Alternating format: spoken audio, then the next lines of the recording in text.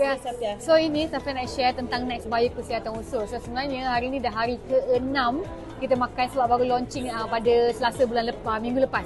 Okay, so Safia sebenarnya ada masalah sembelit. Sembelit memang 3 ke 4 hari memang pergi toilet, baru nak pergi toilet. So memang rasa macam tak best lah. Memang dah lama dah rasa benda tu tak best pun sebenarnya. So bila keluar makan Next Bio tu memang so excited nak makan. Jadi kali pertama satu session je Safia makan masa launching tu kita dapat terus buka makan. So terus pergi toilet. Terus. Macam tengah dengar topik kan, tengah training kan, belajar. 1 hour after tu pergi toilet. Macam lepas tu bila dia buang dia tak rasa pening. Tapi bila keluar tu dia macam banyak. Macam you didn't expect. Boleh datang kan? Boleh datang kan sebab patutnya rasa pening, gua sakit kan, tapi tak rasa. Lepas tu keluar banyak. Oh bestnya dah keluar banyak. Lepas tu kan hari kedua makan dia keluar, dia buang lagi. Hari ketiga hari-hari membuang. Lepas tu tengoklah juga kan macam kita punya stool tu kan jenis macam mana. Dia jadi macam bentuk yang cantik, yang panjang, lepas tu terapung.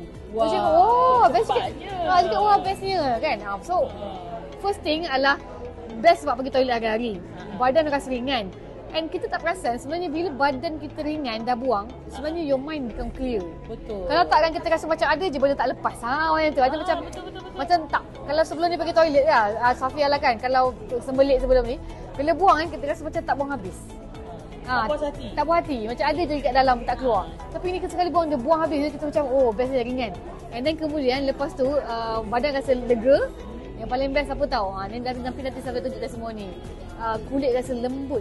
Betul lah, nampak muka besar. You akan rasa kulit you macam bila cuci kan macam lembut je. Macam rasa tak pakai mask tapi lembut lah.